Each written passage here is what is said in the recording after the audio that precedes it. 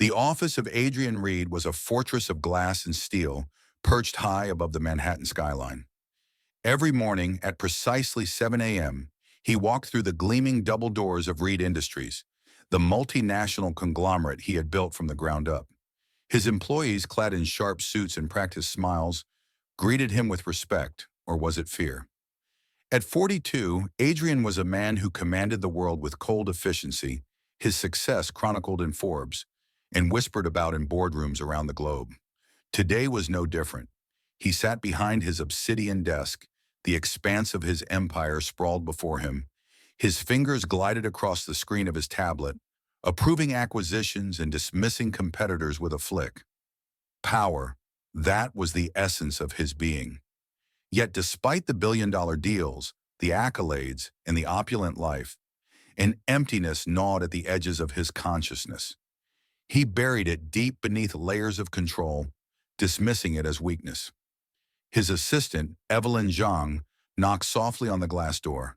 Her voice, always measured and professional, broke his reverie.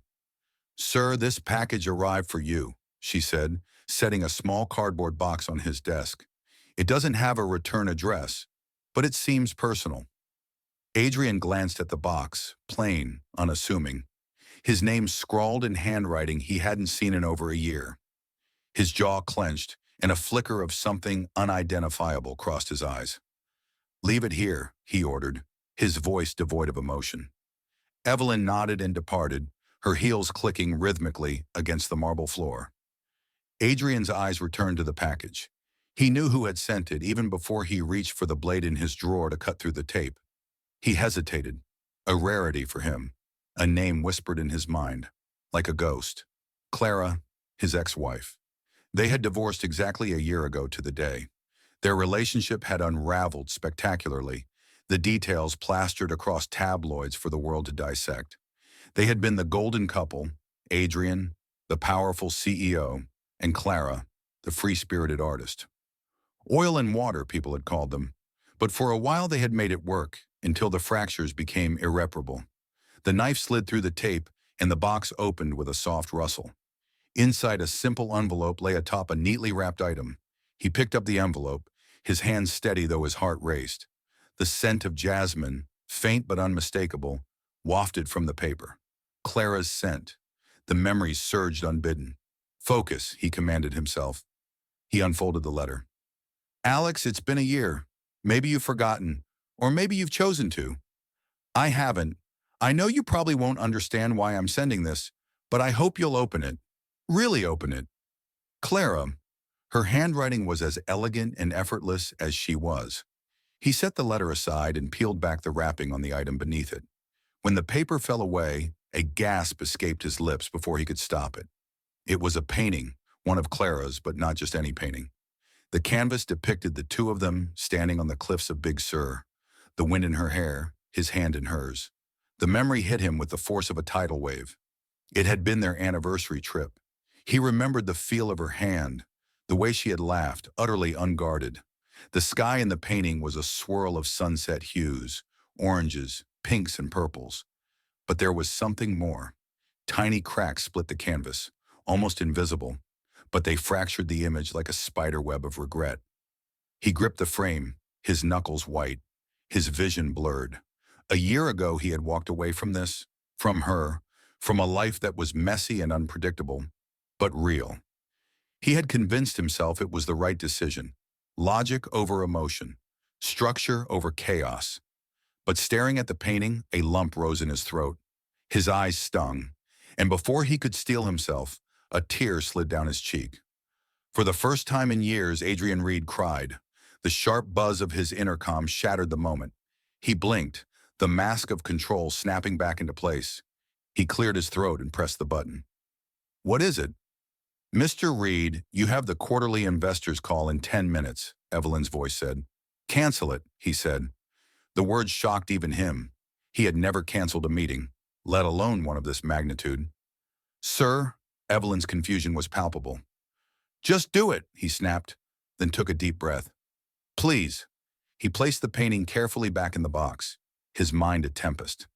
This package was more than just a piece of art. It was a question. a challenge. Have you really forgotten? He hadn't.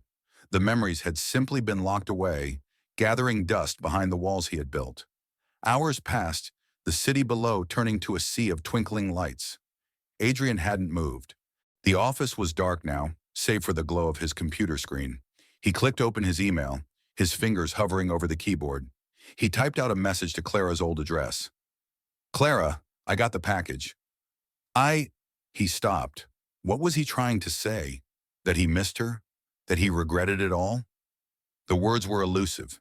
He deleted the message, his jaw tight. Emotions were a liability. He had learned that the hard way, and yet the silence of the office pressed in on him. The city outside thrummed with life, but he felt completely alone. The painting sat on his desk like a silent accusation. Suddenly his phone buzzed. A single text message flashed on the screen. Unknown number. Did you open it? His heart pounded. It had to be Clara. His fingers shook as he typed a response. Yes. The reply came almost immediately. Then you know what to do. What did that mean? His mind spun. He stared at the phone, his heart hammering. Then, with a sense of clarity he hadn't felt in years, he grabbed his coat and walked out the door. Adrian's footsteps echoed through the underground parking garage as he approached his sleek black Aston Martin. He slid into the leather seat, the door closing with a muted thud. The silence inside was palpable, the weight of the painting and the text message pressing against his chest. The words on his phone screen seemed to glow, with an intensity he couldn't escape. Then you know what to do. Did he? The cold, calculating part of his mind screamed at him to dismiss it, to focus on his empire, his routine, the life he had built after the divorce. But another part, a quieter voice, whispered of a different path, one he had left behind, one he might still find again if he had the courage. The engine roared to life and he drove out into the New York night, the city's neon lights reflecting off the windshield. He didn't know where he was going, but his hands seemed to steer the car on their own. The hum of the tires against the asphalt was hypnotic, and before long he found himself pulling into a familiar street, Clara's Street. He killed the engine and sat there staring at her brownstone. The curtains were drawn, warm light seeping from the edges. He used to know every inch of that place, the creaky step on the porch, the way her kitjong always smelled like cinnamon and paint. His fingers curled around the steering wheel, the leather creaking under his grip. What was he doing here? He hadn't seen or spoken to her in a year. What right did he have to just show up? His phone buzzed again. Another text. Unknown. Number. Are you there? A chill ran down his spine. He looked up at the house. Was she watching him? He typed a response with unsteady fingers. Yes. A pause. Then, come in. His breath caught. For a moment he considered driving away, pretending none of this had happened, but the ache in his chest wouldn't let him. He stepped out of the car, the cool night air biting at his skin, and walked up the steps to her door. He knocked softly, the sound almost lost to the night. The door opened, and there she was. Clara. She looked different. The same, yet different. Her auburn hair was shorter, curling around her jawline. Her eyes, those eyes that used to see right through him, held a guarded warmth. She wore a simple sweater and jeans, her feet bare against the hardwood floor. For a moment they just stared at each other, the weight of a year's silence hanging between them. Hi, she said softly. Hi, he replied, his voice rough. Come in. She stepped aside and he walked into the house that had once been his home. The scent of jasmine and paint greeted him, and memories flooded his senses. He swallowed hard. The living room was just as he remembered, cluttered, vibrant, alive. Her art supplies were scattered on the coffee table, a half-finished painting resting on an easel by the window. He noticed the small changes. A new rug, different throw pillows, but it still felt like her. She motioned for him to sit, and he lowered himself onto the couch. She took a seat across from him, her hands clasped in her lap. You got the package, she said. Yes. He hesitated. Why now, Clara? She took a deep breath, her fingers tightening. Because I needed you to see what we lost, what you lost. Her voice trembled slightly, but her eyes remained steady. I thought I could move on, but I couldn't. Not until I knew you understood. He looked down at his hands. I thought I was doing the right thing, he said quietly. For both of us. Did you? Her voice was sharp, a blade honed over a year of silence. Or was it just easier for you to run, to control everything and everyone except your own emotions? Her words cut deep because they were true. He had run. The moment things got messy, complicated, real, he had chosen the safety of his empire over the uncertainty of love. I don't know how to fix this, he admitted, the words bitter on his tongue, or if it even can be fixed. Clara's eyes softened, the anger giving way to something more fragile. I'm not asking you to fix it, Alex. I'm asking you to feel it, to let yourself feel something other than power and control. He looked at her, the woman he had loved and lost, and for the first time the walls around his heart began to crack. The emptiness he had been carrying wasn't a void. It was grief, regret, and a yearning for something he had buried too deep. Why did you send me the painting? He asked, his voice barely above a whisper. She smiled sadly. Because that day in Big Sur was the last time I saw you truly happy. I wanted you to remember what it felt like to be alive, to be vulnerable, to love without conditions. He closed his eyes, the memory of the wind on that cliff, her laughter, the feel of her hand in his, crashing over him like a wave. When he opened them again, his vision was blurred. I'm sorry, he whispered. Clara reached out, her fingers brushing his hand. I know. They sat in silence, the years of hurt and misunderstanding swirling around them. For the first time in a long time, Adrian didn't feel the need to control it. He let the emotions rise and fall like the tide. Finally, she spoke. I don't know if we can go back, but maybe we can. He looked at her, hope flickering in the shadows of his heart, the warmth of domesticity disorienting him for a moment. He was on the couch, a light blanket draped over him. He sat up, his joints stiff from a night of restless sleep. The memories of the previous evening trickled in slowly. The raw conversation with Clara. The fragile hope that maybe, just maybe, they could find their way back to each other. But now in the harsh clarity of daylight, doubt crept in. Had he made a mistake by coming here? By opening old wounds that might never heal? The faint sound of clinking dishes drew him to the kitchen. Clara stood at the counter, her back to him, steam rising from a mug in her hands. She turned as he entered, her eyes catching his. There was no hostility there, and only a tentative peace. Morning, she said softly. Morning. He rubbed the back of his neck. I didn't mean to stay. It's fine. She smiled a little. You looked like you needed the rest. He nodded, unsure of how to respond. They stood in silence, the gulf between them still vast, but not impassable. He noticed a stack of mail on the counter. Some envelopes opened, others discarded. A postcard peeked out from the pile, its bright colors incongruous with the muted tones of the kitchen. He caught a glimpse of the Golden Gate Bridge. You're going to San Francisco, he asked, trying to keep his voice neutral. She hesitated. Yeah, there's an art residency there. A gallery wants to feature some of my work. I've been thinking about it for a while. He felt a pang in his chest. Of course she was moving on. Why wouldn't she? She was free now, free from his rigidity, his inability to bend. When do you leave? Next week. The words hung in the air like a death knell.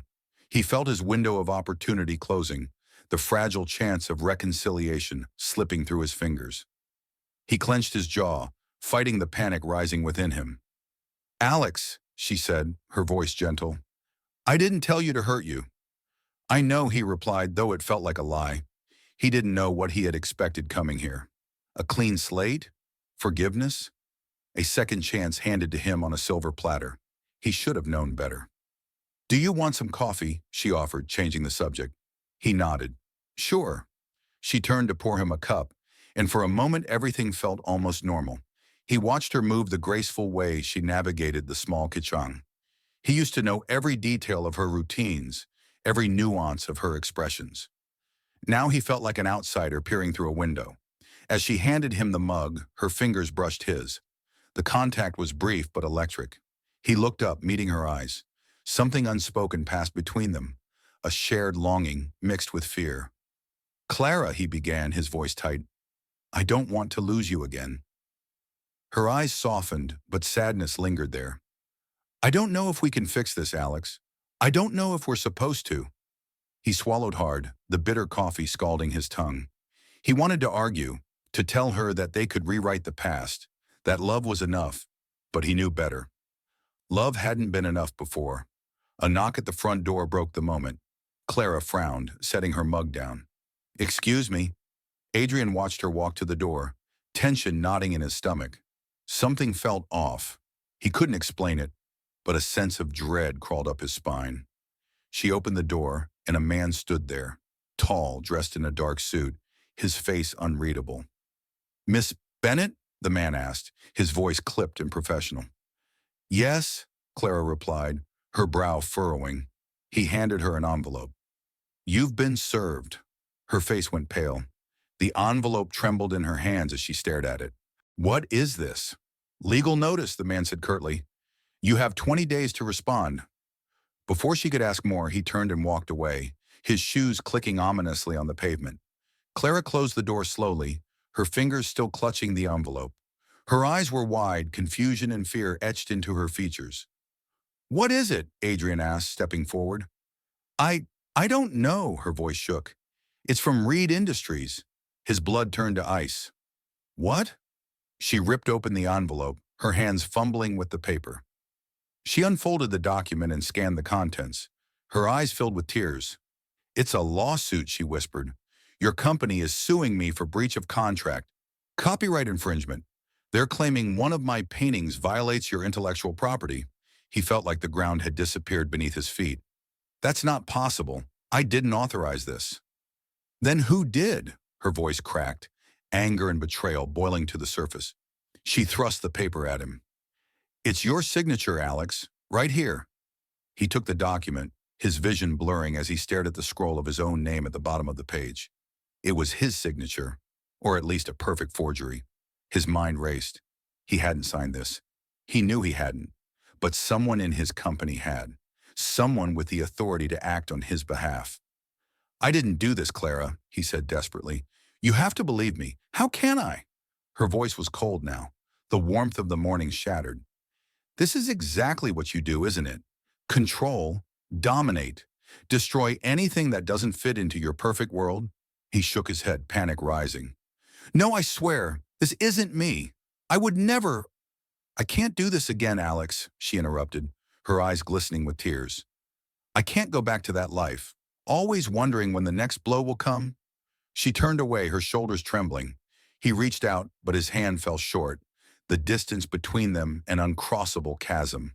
The walls were closing in, the life he had desperately tried to reclaim, slipping through his fingers like sand. He had to fix this.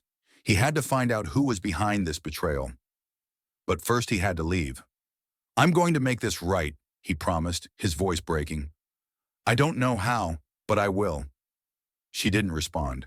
He turned and walked out the door, the sunlight blinding him as he stepped onto the street. The world outside was the same, but everything inside him had changed. He had come here hoping for redemption. Instead, he had found a conspiracy, and it was only beginning.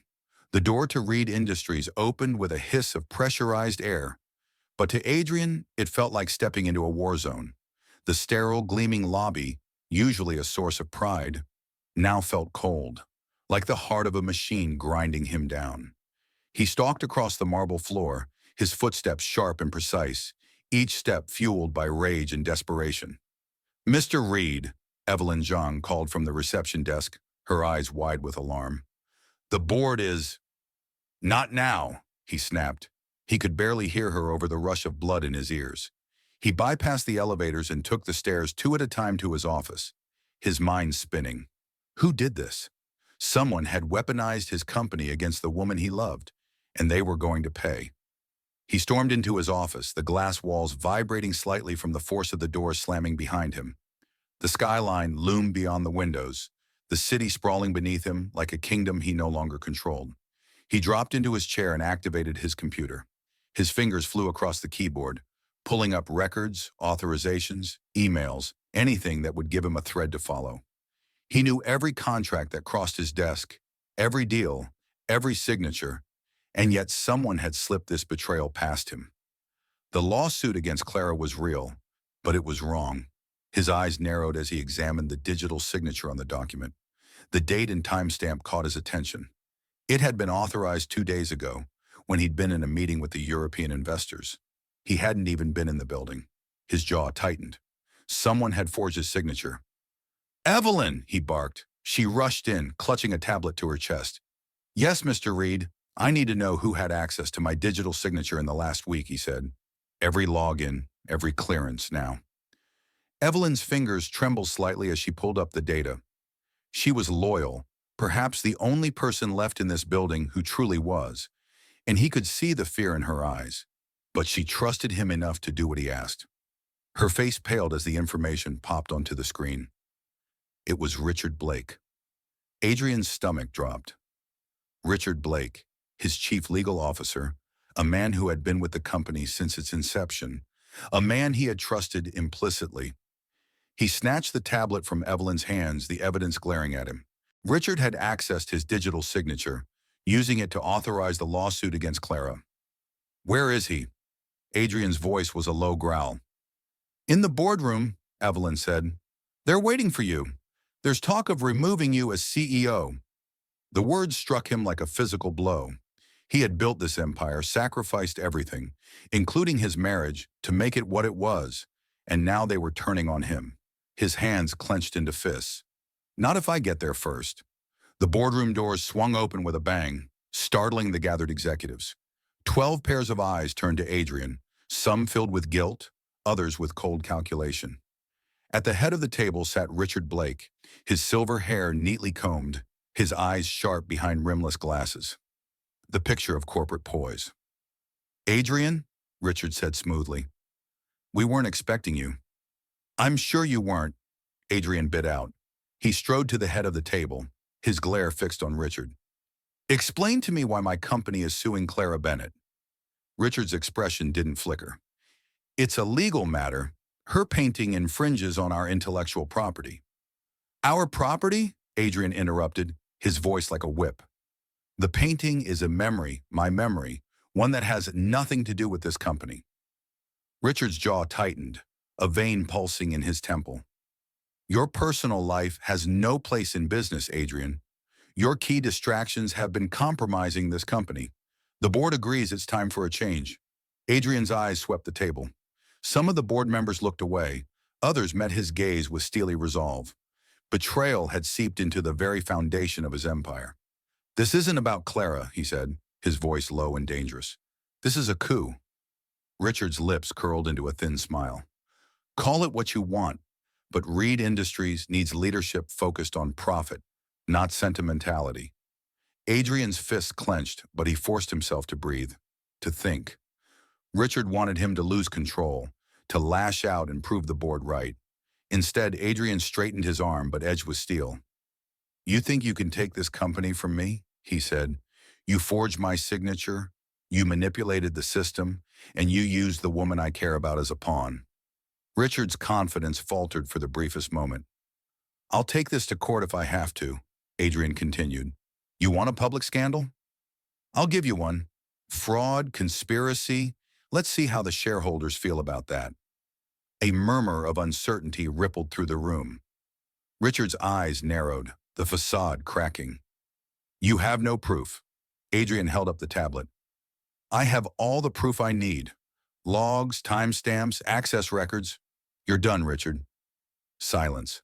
The board members exchanged uneasy glances. The tide was turning. Richard's face twisted in fury. "You're making a mistake." "No," Adrian said. "I'm finally making the right choice." He turned to the board. "I built this company. I've made mistakes, but I won't let corruption destroy everything I've worked for. If you stand with Richard, you'll go down with him." One by one, the board members looked away from Richard. The balance of power shifted. Richard stood abruptly, his chair scraping the floor. "This isn't over." "Yes, it is," Adrian said coldly. "Security will escort you out." 2 guards appeared at the door. Richard's face was a mask of rage as they led him away. The doors closed behind him with a finality that echoed through the room. Adrian took a deep breath. The storm had passed, but his work wasn't done. He pulled out his phone and dialed. Clara answered on the second ring, her voice wary. "Alex? It's over," he said. "The lawsuit, the betrayal. I fixed it." There was a pause. "And what about us?" He swallowed hard. "That's up to you, but I want to try. I want to get it right this time." Silence stretched, and then she whispered, "Me too." Relief washed over him. For the first time in years, the future felt uncertain, and he welcomed it. Adrian Reed's story is not just about a powerful CEO confronting betrayal within his own company. It's also about rediscovering the value of love and human connection. Through these events, Adrian learns that power, control, and success cannot compensate for emotional loss and broken relationships. Facing Clara Bennett, he discovers the courage to open his heart, admit his mistakes, and seek redemption. The key lesson from this story is that true success in life often requires letting go of ego, appreciating what truly matters, and fighting to protect those we love. Love and sincerity hold the power to heal, as long as we have the bravery to face the truth and change. What do you think of Adrian and Clara's story? Did it resonate with you in any way? Share your thoughts in the comments below. If you enjoyed this story, don't forget to hit like and subscribe to our channel for more inspiring tales. Thank you for watching. Love.